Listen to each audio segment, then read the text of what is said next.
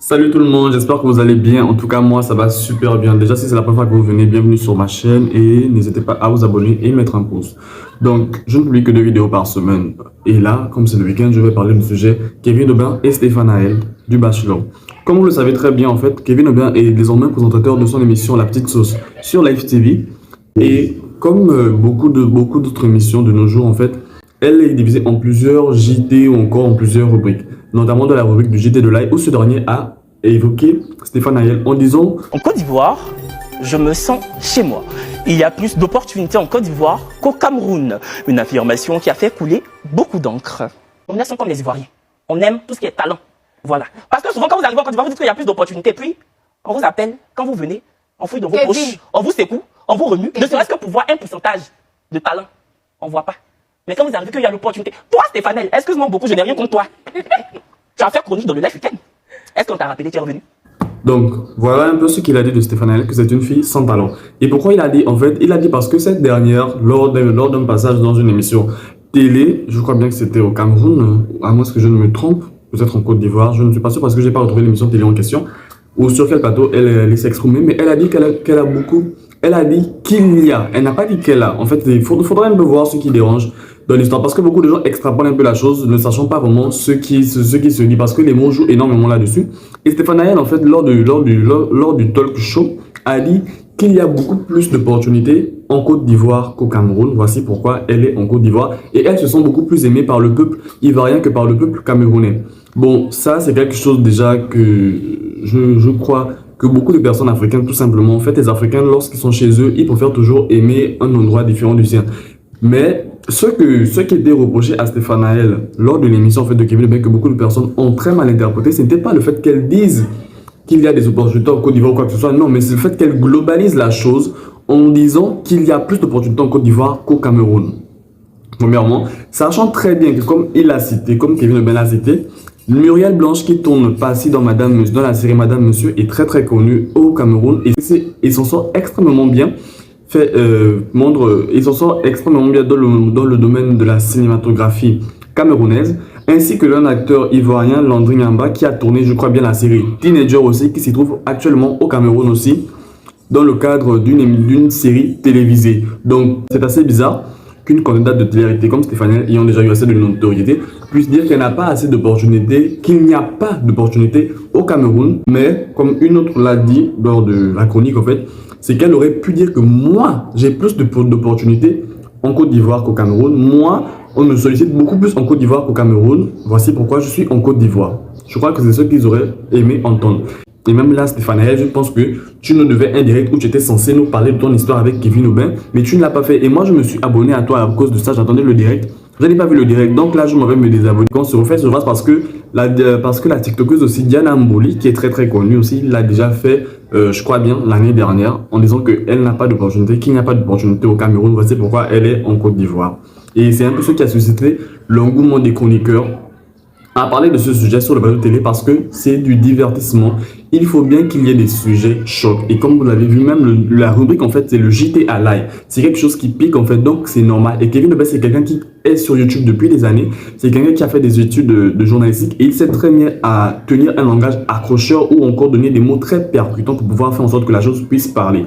Même si je ne crois pas que, selon lui, il aurait voulu que la chose puisse prendre une tournure pareille. Mais je crois qu'il voulait simplement donner des mots très accrocheurs pour pouvoir emballer les gens. Chose que moi, je ne fais pas. Voilà pourquoi beaucoup de personnes ne regardent pas mes vidéos jusqu'à la fin. Mais je te conseille de regarder pour savoir quel sera le titre de la prochaine vidéo.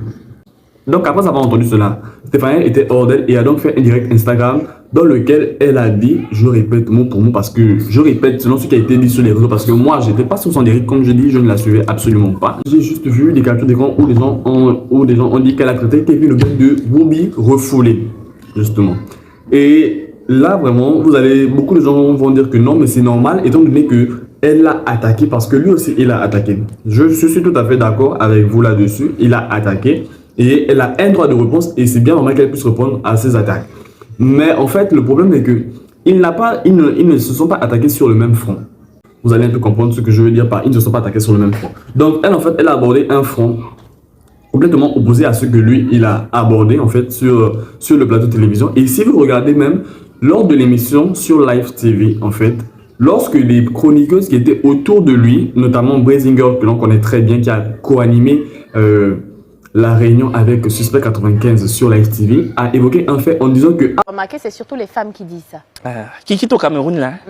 Qu'est-ce que laisse sous-entendre par là? Je pense que ça aussi, c'est un passage qui devait être repris par les internautes, mais beaucoup de personnes ne se sont pas pris à Brazinger parce qu'on sait tous que ce n'est pas une dame qui est vraiment dans des pics et consorts. Par contre, Kevin Nobel, les gens sont habitués à le voir lancer des pics aux gens. Voici pourquoi c'est la phrase qu'il a eue.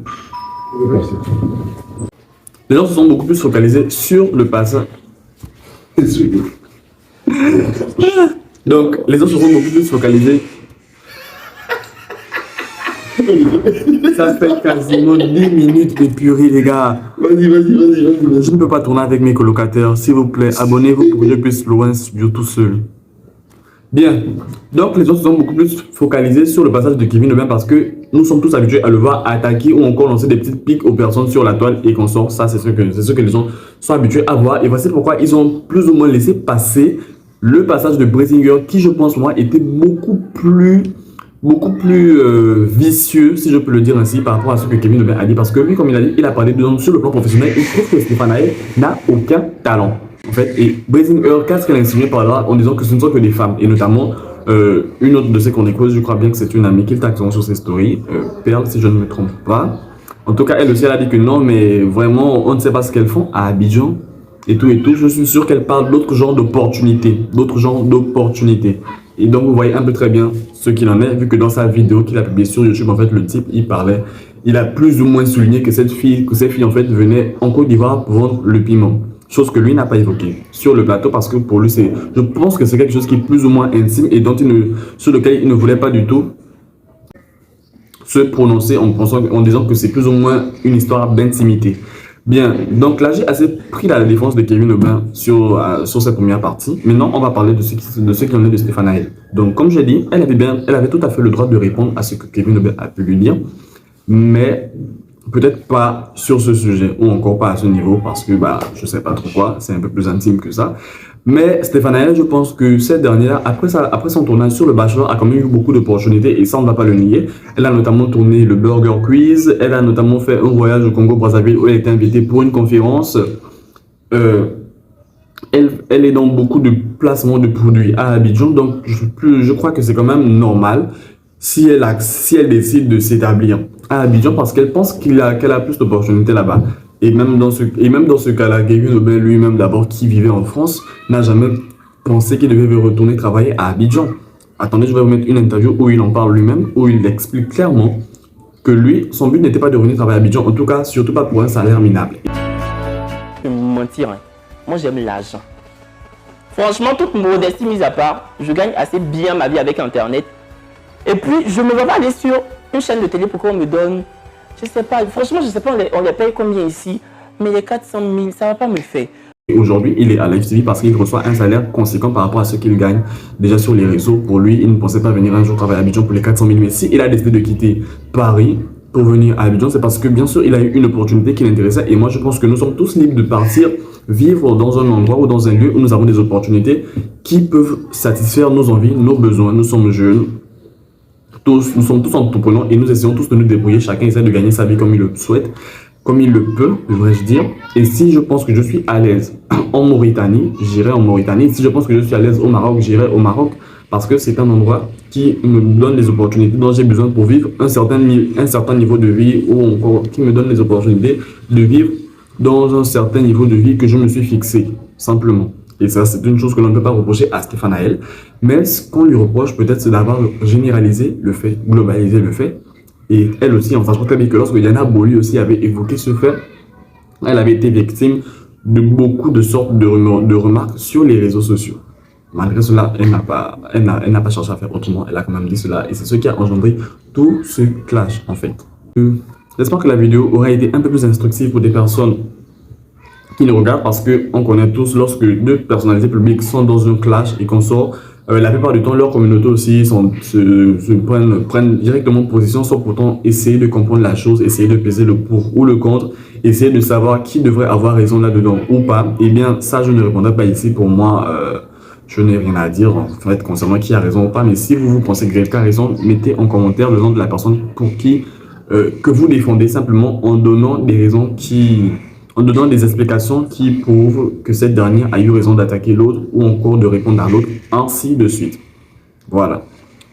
Sur ce, on se dit à la prochaine pour une prochaine vidéo. Ce sera peut-être mercredi sur l'affaire de Ousharaf Hakimi, parce que pour ceux qui ne le savent pas, j'ai essayé de mener ma petite enquête. Pour ceux qui ne le savent pas, j'ai essayé de mener ma petite enquête là-dessus. Et les choses sont bien plus complexes que ce que vous pensez, notamment pour la gente masculine qui se félicite en fait du geste de Hakimi sans pourtant savoir ce que sa copine endurait derrière. Donc si vous voulez voir la vidéo sur Hakimi, n'hésitez pas à vous abonner, mettre un pouce en commentaire, n'hésitez pas à vous abonner et on se dit à mercredi prochain.